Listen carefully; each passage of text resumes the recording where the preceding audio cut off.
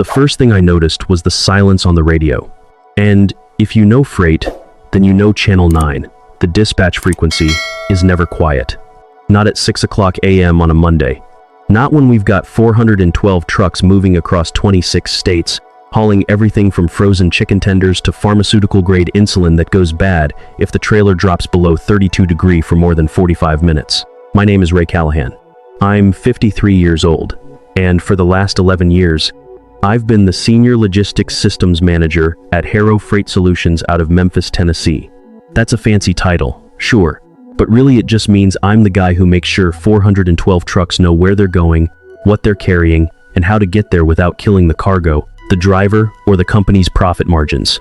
And when dispatch goes silent, it only means one of two things. Either everything is running so perfectly that nobody needs help, which has happened exactly 0 times in my career, or the system is down and nobody can reach anybody. I had a very bad feeling it was the second one. Let me tell you something about freight logistics that most people do not understand. When you order something online and it shows up at your door 2 days later, you think it's magic. But it's not magic. It's 1,000 moving pieces held together by software, diesel fuel, and guys like me who haven't slept a full night since Obama's first term. The routing system I built at Harrow is not some off-the-shelf solution you buy from a vendor and plug in. No, it is a living, breathing organism, and I've been feeding it, patching it, and rewiring it for over a decade. Every truck has a GPS transponder that talks to our dispatch server every 90 seconds. The system calculates optimal routes based on delivery windows, traffic patterns, weather conditions, fuel prices at every truck stop along the way, and hours of service regulations that the DOT enforces like they are the 10 Commandments. Miss a delivery window for Kroger by 30 minutes, and that's a $15,000 penalty. Let a driver exceed his 14-hour duty clock, and that's a $16,000 fine per violation, plus a mark on our safety record that follows us for 3 years. Keep a trailer of frozen shrimp sitting on a loading dock in August because the routing algorithm sent the replacement truck to the wrong warehouse. And that's $18,000 in spoiled product and a client you will never see again. My system handles all of that. It is not pretty. It runs on a combination of custom SQL databases, proprietary APIs connected to our clients' warehouse management systems, and about 6,000 lines of code I have written, rewritten, and patched together like a quilt made by a man who learned to sew in the dark. But it works. It works every single day, 365 days a year, because freight does not take holidays, and neither do I. The trouble started 3 months ago, when Harrow got acquired by Meridian Capital Partners, a private equity firm out of New York that buys logistics companies the way some people buy shoes, compulsively and without really thinking about whether they fit. Meridian sent in their operations director, a guy named Marcus Webb, to quote-unquote optimize our business. Marcus is 31 years old. He wears those slim-fit suits with no socks and loafers, and he says things like, leverage our synergies and drive operational alpha, without any apparent awareness that those phrases mean absolutely nothing.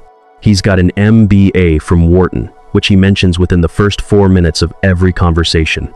And he has never been inside a truck cab, never loaded a 48-foot trailer in 100-degree heat, never had to explain to a driver named Big Earl why his route just changed for the 3rd time because a bridge in Arkansas is flooded. Marcus called me into his office on a Wednesday. He had redecorated the space that used to belong to our old VP of operations, a woman named Janet Kowalski, who actually understood trucking and got pushed into early retirement the day Meridian took over. Now the office had one of those standing desks, a monitor the size of a movie screen, and a plant I was pretty sure was fake. Ray, he said, barely looking up from his laptop, big change is coming. We're bringing in a new fleet management platform, Synaptic Route. It's AI-powered, cloud-native, and it's going to transform how we do logistics. I sat down, even though there was no chair. I grabbed one from the hallway and dragged it in. What's Synaptic Route? Marcus turned his laptop around and showed me a website with a lot of blue gradient backgrounds and stock photos of trucks that were clearly European because the cabs looked wrong. It's a startup out of Austin. My buddy Chad runs it. They've built an AI-driven routing engine that can replace your entire legacy system. Real-time optimization, Predictive analytics, autonomous dispatch, the whole package. His buddy Chad. That was the first red flag. The second was that I had never heard of Synaptic Route, and that mattered, because I know every major logistics platform on the market. It is literally my job. How many trucks is their biggest deployment? I asked. Marcus scrolled through the website. It says here they've handled fleets of up to 50 vehicles. We run 412. That is like testing a canoe on a pond and then taking it into the Atlantic during hurricane season. It scales, Marcus said, with the confidence of a man who has never had to make anything scale. Chad assured me, the AI learns as it goes. The AI learns as it goes. I want you to sit with that sentence for a second. The system that is supposed to route $23,000,000 worth of cargo per day across 26 states is going to learn as it goes. That is like saying the pilot of your cross-country flight is going to figure out how to land while you are already in the air. Marcus, I said, keeping my voice steady. Our routing system handles DOT compliance for every state we operate in. Hours of service rules, ELD mandate integration, hazmat routing restrictions. We carry Class 3 flammables and Class 8 corrosives that legally cannot travel through certain tunnels, across certain bridges, or within 2 miles of certain water treatment facilities. Does Synaptic Route handle hazmat routing compliance? Marcus stared at me for a second. It handles routing. I'm sure hazmat is part of that. I'm sure hazmat is part of that. Those 8 words told me everything I needed to know. This man was about to bet the entire company on a system built by his frat buddy's startup, a platform that had never handled a fleet our size, probably had no hazmat compliance module, and was going to learn as it went. But really, the most dangerous part was this. Marcus did not want my opinion. He wanted my resignation. 3 days later, HR sent me a calendar invite for a meeting titled Organizational Realignment Discussion. I knew exactly what that meant. I had been in this industry long enough to speak fluent corporate euphemism. The meeting was short. Marcus was there. The HR director, Denise Worthington, was there, and a 26-year-old kid named Tyler Price was there, a kid Marcus introduced as our new director of logistics technology. Tyler had graduated from some coding boot camp 8 months ago, worked at Chad's startup for 6 months, and was now apparently qualified to replace a man who had been doing this for 11 years. Tyler's going to be managing the migration to Synaptic Route, Marcus said. We'll need you to hand over all system access and documentation by Friday. Friday. Today was Tuesday. They wanted me to hand over a decade of institutional knowledge in 3 days. You realize, I said, that our biggest client, Morrison Foods, has a 138 truck dedicated fleet contract with us. Their delivery windows are measured in 5-minute increments. If we miss a window at one of their distribution centers, they do not just fine us. They have the contractual right to terminate and sue for damages.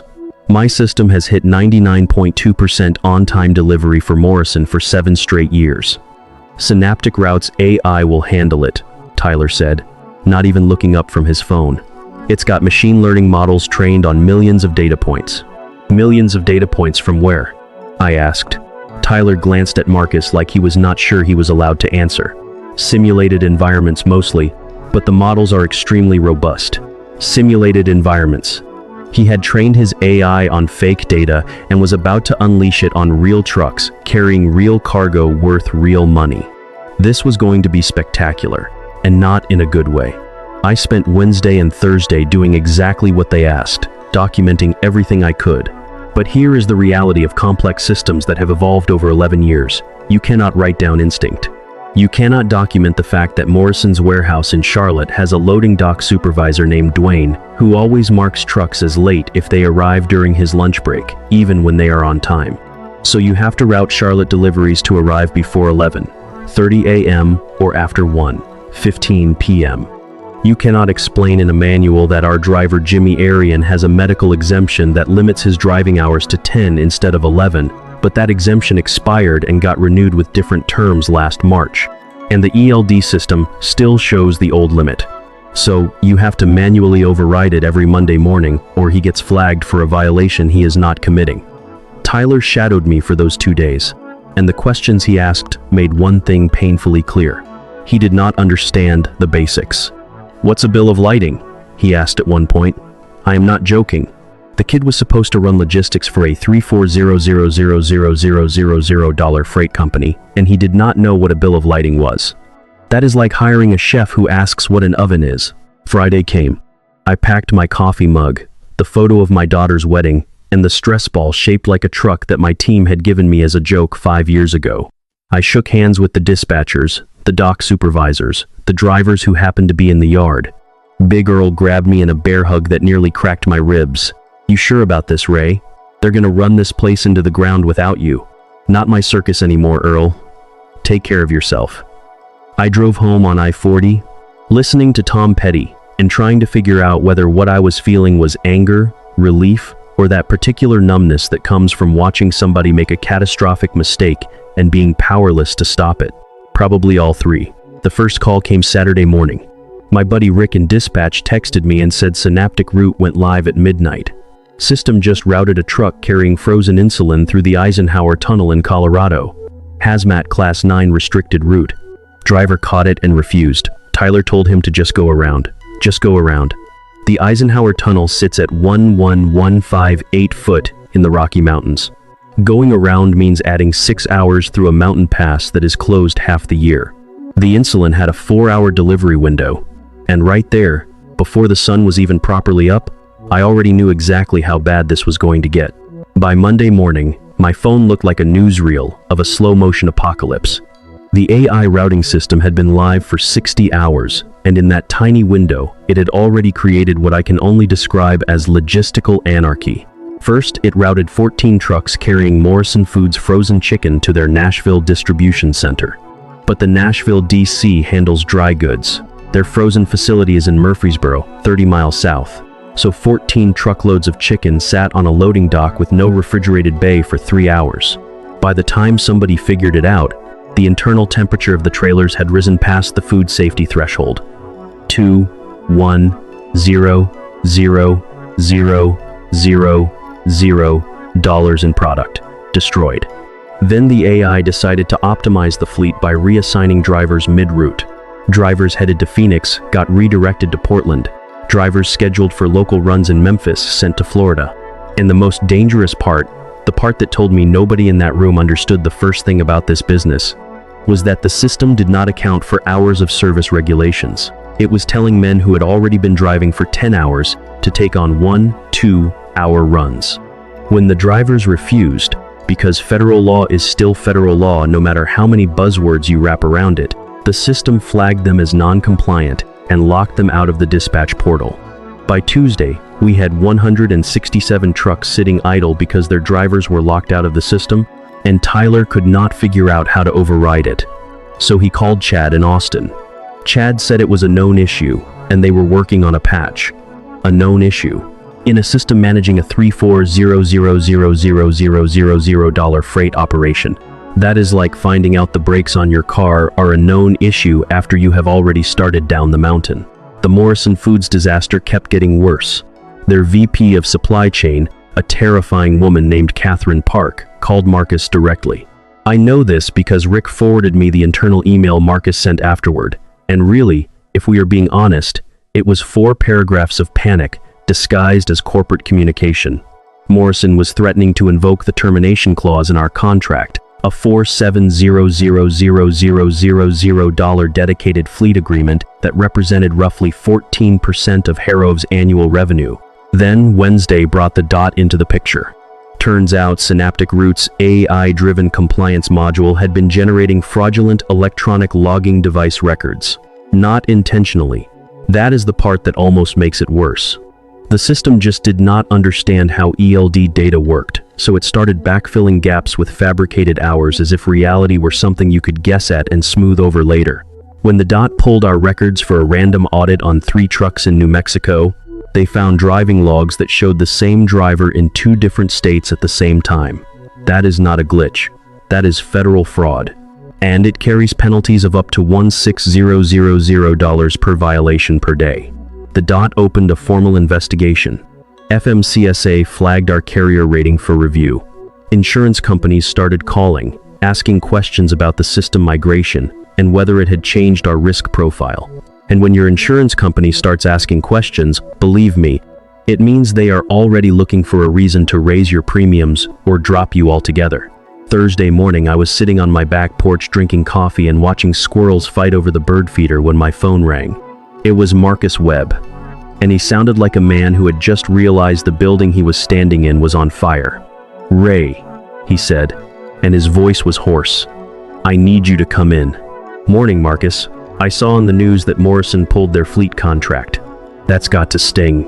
Listen, I know this transition there were unforeseen." "Marcus, take a breath." He took a breath. It did not seem to help. "The DOT is threatening to shut down our interstate operations.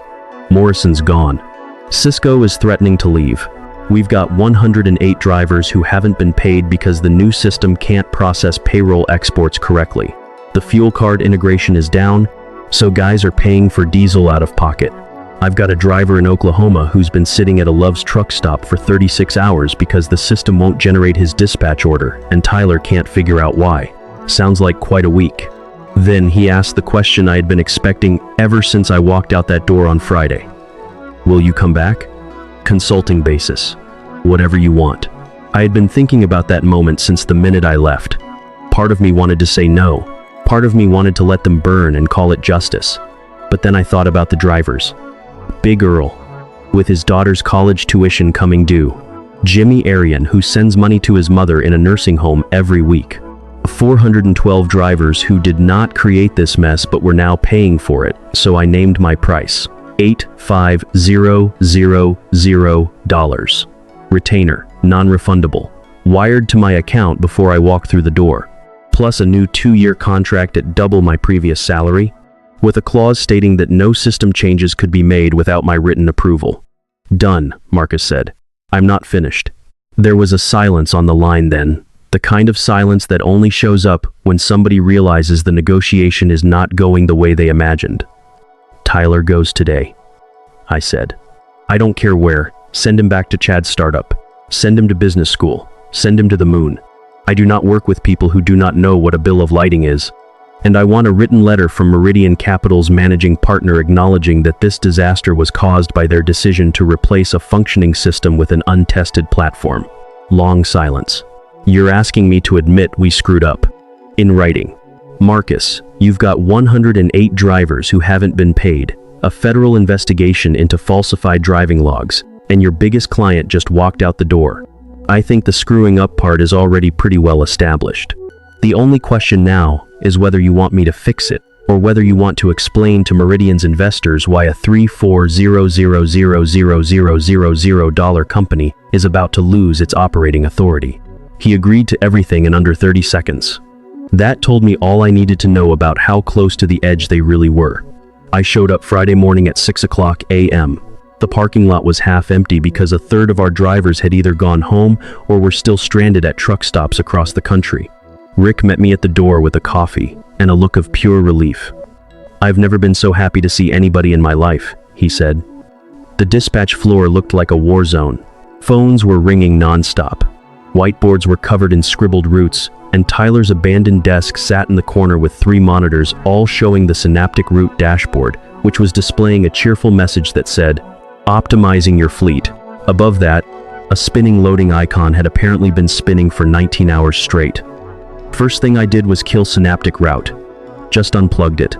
Metaphorically and literally, I disconnected the API, revoked the access tokens, and shut down the cloud integration. Tyler had never bothered to disconnect my legacy system because he didn't know where it lived. It was still there on the same servers, untouched, like a faithful dog waiting for its owner to come home. I brought my system back online in 40 minutes. The routing engine spun up, recognized that 412 trucks were scattered across the country in positions that made no logical sense, and started calculating recovery routes. I spent the next 14 hours at my desk, manually reassigning every truck, checking every driver's hours of service status against reality instead of the fabricated logs Synaptic Route had created, and rebuilding the Morrison delivery schedule. Not because Morrison was coming back, but because Cisco used a similar routing template, and I needed to prove our system was functional before they pulled the plug too. By Saturday afternoon, every driver had a valid dispatch order. Fuel cards were reactivated. Payroll exports were corrected and sent to accounting for emergency processing. I personally called the DOT investigator in Albuquerque, a no-nonsense woman named Agent Rivera, and walked her through exactly what had happened. I showed her the fabricated ELD records, demonstrated that they were generated by a third-party AI system that had since been disconnected, and provided clean logs from my original system, proving our actual compliance history. She wasn't happy, but she was fair. The investigation would continue, but she recommended against an immediate shutdown order. Cisco stayed. The DOT downgraded their investigation from imminent hazard to compliance review. The 108 drivers got their back pay by the following Wednesday with a bonus for the inconvenience. The Morrison contract was gone. That one hurt. Or $700,000 a year. And Catherine Park wasn't the forgiving type. Marcus tried calling her. She didn't pick up. She did send an email though. 3 sentences. I heard Marcus read it out loud in his office, and even through the closed door, I could hear the defeat in his voice. 3 weeks later, Marcus was reassigned to another Meridian portfolio company. Rumor has it, he's optimizing a chain of car washes in New Jersey. Tyler went back to Austin. I heard Chad's startup lost 2 other clients after our disaster made the rounds in the industry. Turns out when a logistics platform causes a federal investigation, word travels fast. Faster than Synaptic Route could route a truck, that's for sure. I got my corner office, nothing fancy. Same building, same floor, but it's got a window that overlooks the truck yard. And every morning, I can watch the rigs roll out, lights on, diesel rumbling, headed in the right direction, because the system that tells them where to go was built by someone who understands that behind every data point is a real person with a family, a mortgage, and a kid who needs braces. Rick stopped by my office last Friday with a gift. It was a stress ball shaped like a truck, just like my old one. But this one had writing on it. It said, "Routemaster, do not replace." I put it on my desk next to the coffee mug and leaned back in my chair. Through the window, I could see Big Earl's rig pulling out of the yard, right on schedule, headed for Charlotte. He'd make Dwayne's loading dock well before lunch, because the system knew to get him there by 11:15. Some things you can't teach an algorithm. Some things you can only learn by being there day after day, solving problems that don't exist in simulated environments, building workarounds for a world that doesn't run on clean data and perfect conditions. You can throw all the AI and machine learning and cloud-native buzzwords you want at a problem, but at the end of the day, somebody's got to know that Dwayne takes his lunch at 11:30, and Jimmy's exemption changed last March, and the Eisenhower Tunnel is closed to hazmat. Somebody's got to care enough to remember. I poured some coffee and raised the mug toward the window where the trucks were rolling. Here's to the guys who keep it moving. And here's to the people smart enough not to fix what isn't broken. That's worth getting up early for.